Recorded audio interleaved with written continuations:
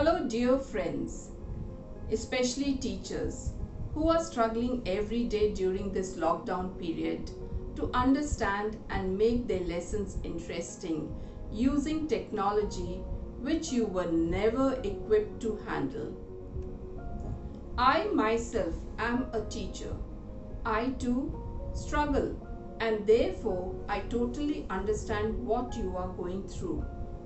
Before the summer vacation, we were using one software, and after the vacations, we were told from now on the school is going to use another software to teach, make assignments, and conduct tests. We had just got used to using one software, and then we were asked to use a totally new software. We are frustrated. No one to turn to for help. Each one of us must find her or his own way of teaching. It is a struggle also to keep the students quiet while the class is going online.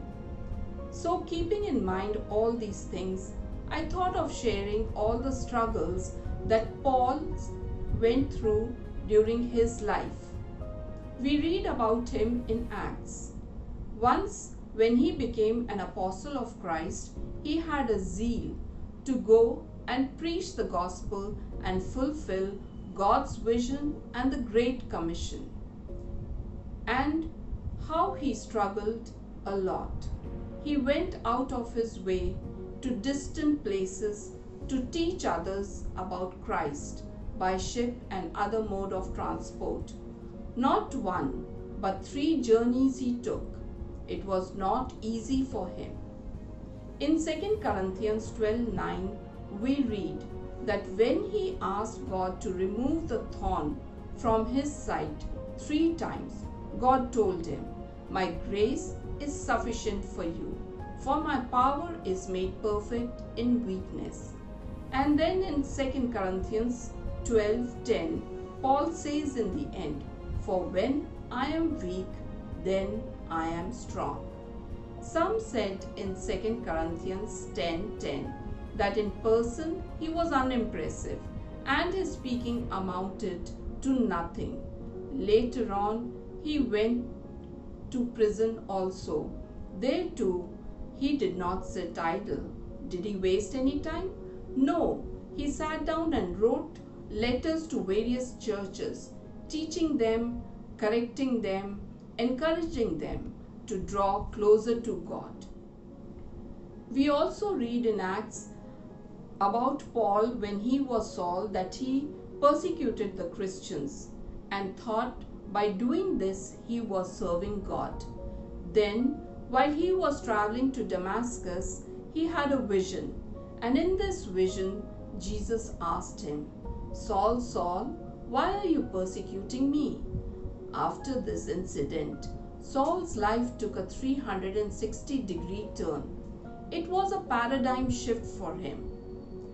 Yet, all these drawbacks and weaknesses in him did not stop him from sharing the gospel because he knew he was called to fulfill the Great Commission. He stayed focused and dedicated all his life in serving God. Looking at Paul's life, I want to bring back your focus on the problems that we are facing as teachers. There are 4 points that I want to focus on. First being prayer. In James 1:5 it is written, "If any of you lacks wisdom, you should ask God, who gives generously to all, without finding fault, and it will be given to you." We must ask God to help us in this area too, for wisdom to make our class more interesting and creative. The Lord will surely give you wisdom to do so. Don't be disheartened. The second thing that I want to talk about is to come out of our comfort zone. We have been so used to teaching in a classroom where the students are right in front of us. It is now difficult to teach students whom we cannot see.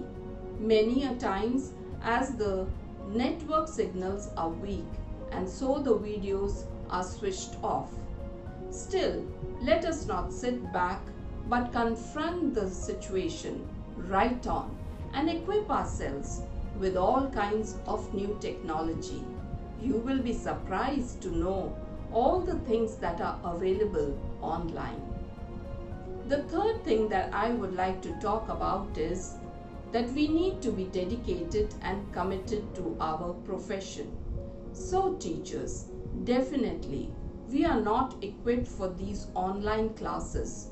We are only equipped to take classes in a classroom full of students. It is truly a paradigm shift for us too. But do not lose heart. Be focused on the end result in the lives of your students.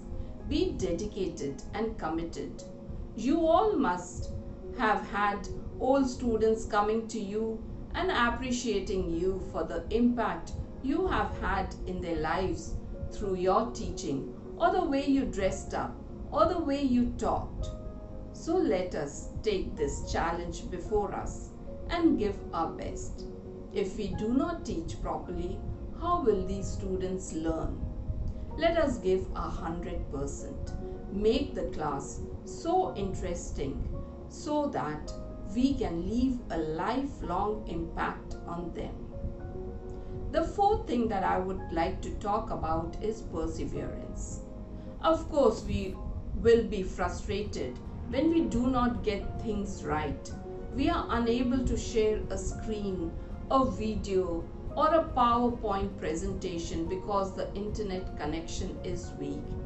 As a maths teacher, I am unable to use the various symbols. What do I do now? The same software looks different on the laptop, different on the smartphone. The features change. I want to encourage you here. Let us help each other. Let us share our information with others. Let us persevere in this. Let us not give up in any way.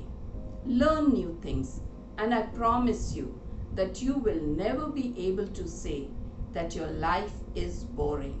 It will be exciting with new challenges every day. All the best to all of you. God bless you.